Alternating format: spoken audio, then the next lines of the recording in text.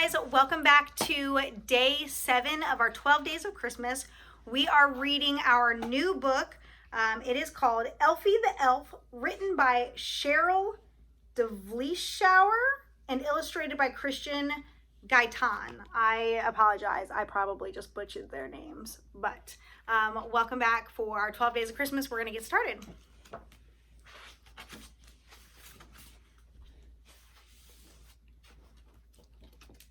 Time for bed, children. It's almost 9 o'clock, and I promised your parents you would both be in bed before they got home, Granny announced as she slowly lifted herself out of her rocking chair.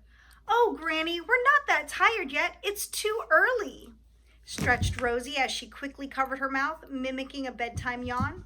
Yeah, Granny, tell us a bedtime story. Tell us about one of your favorite adventures that happened long ago, pleaded James as he tugged on her fuzzy blue sweater.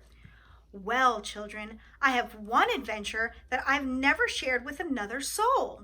A very long time ago, I made a promise to a very special friend of mine, and I'm not sure you can keep a secret, said Granny with a twinkle in her eye. Yes, we can, Granny. I know we can, begged Rosie. Let's go upstairs, and perhaps I'll let you in on a very secretive adventure, Granny whispered as they all made their way upstairs and sat down by James's head.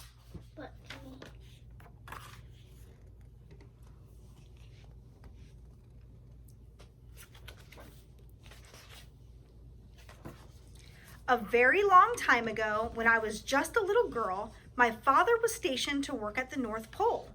I was very unhappy about moving away and leaving my friends behind. When we arrived at the North Pole, I couldn't believe how high the snowdrifts were and how cold it was. But the worst part was that I didn't have anyone to play with. Many nights I cried myself to sleep. I wished I could go back home, but I knew that was impossible. Christmas was getting closer, and I didn't think Santa Claus would know where to find me. Look, I can see it. It's like a emoji. She's like a emoji. One night, I thought I heard a strange noise outside of my bedroom window. It sounded like a very tiny squeaking mouse. Quickly, I jumped out of my bed and ran to look out of my window. There in the snowbank, I saw a tiny blue elf crying. Oh, Granny, what did you do? Was he really blue? Did he talk to you or did he run away? Asked Rosie. Be quiet, Rosie. Let Granny finish the story, snapped James, who sat perfectly still, hanging onto every word Granny spoke.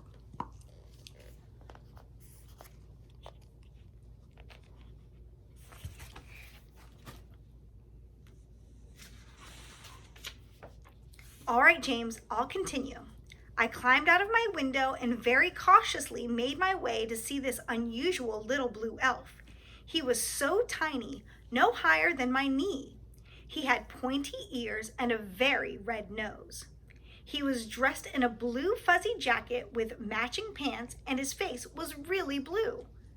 This tiny elf was so upset he didn't even realize I was sitting next to him.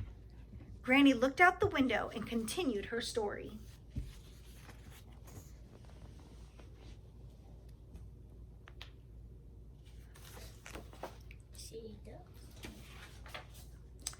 Hello there, little blue elf. Why are you crying?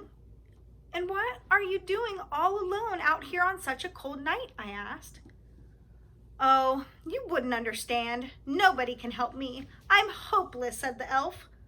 Hopeless? Why would you say that?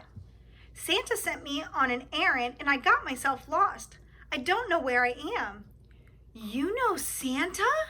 The real Santa? Of course I do. I'm Elsie, one of Santa's helpers. I make toys for children all around the world, and I used to be one of the best toy makers around.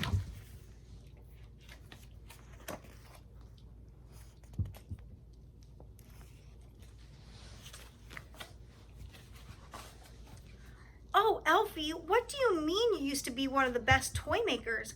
I can't do anything right. Everything I touch turns out to be a disaster. All the other elves laugh at me and tell me I'm a terrible toy maker. Oh, Elsie, let me help you. I know exactly how you feel. ever since we've moved here, I have been so unhappy. I don't have any friends, and I bet Santa Claus won't even know where to find me on Christmas Eve. Oh, yes, he does. Santa Claus knows everything, and I'd love to be your friend if you would like. Elsie, I would love to have you for my friend. Since we're friends and friends help each other, let me help you. If you take me to Santa's workshop, I'll help you make the toys, and you'll be the best toy maker once again.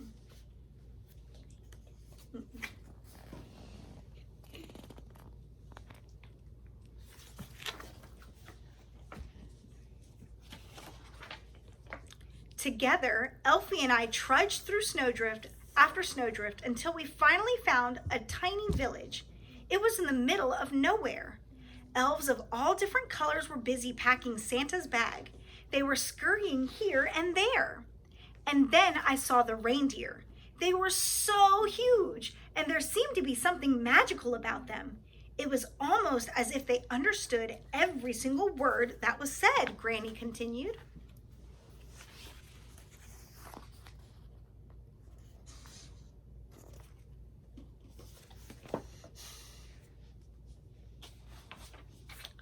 One tiny elf saw Elsie and he called out to the others, "Hey, look who's finally back!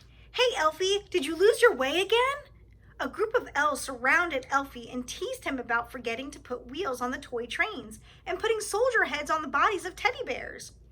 I couldn't stand to hear how mean these little elves were being to Elsie, and I yelled really loudly, "Stop it! Stop it! Stop teasing Elsie! He is very kind and sad little elf, and maybe if you realized that, you wouldn't be so cruel."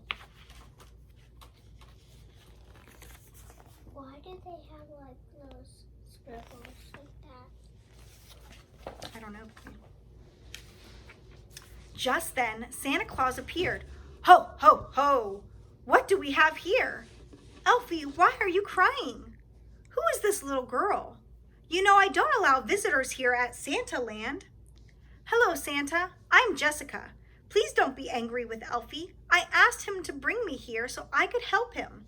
I motioned to Santa, asking him to bend down, and then I whispered something in his ear. "Ho, ho, ho! Jessica, I think you are right. I should have figured that out long ago."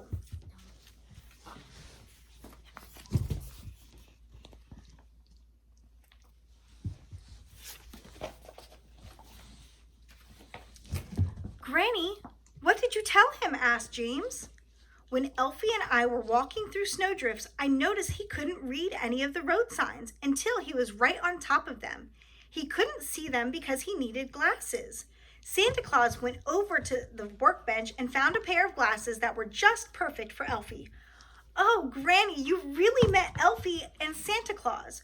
Were you ever lucky?" beamed James. "I'll never forget that night. While singing a holiday jingle, the elves let me help them pack Santa's sleigh, and the very next thing I remembered, I was back at home."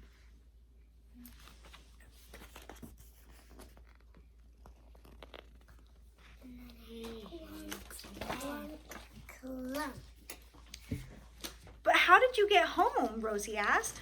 "I don't remember. I guess Santa took me home," Granny proudly spoke.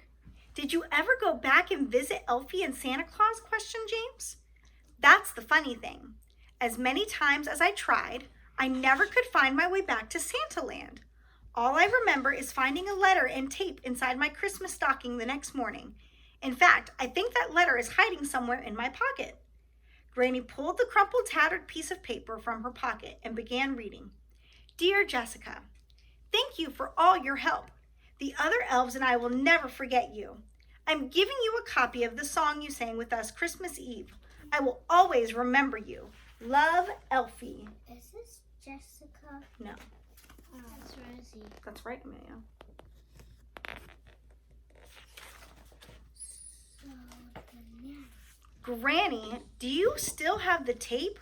We want to hear the song," Rosie and James begged. "All right, if you both go to bed right now, I'll hunt for the tape first thing in the morning and we'll listen to Elsie the elf." Rosie and James snuggled up in their beds and fell fast asleep, hoping morning would be just a blink away.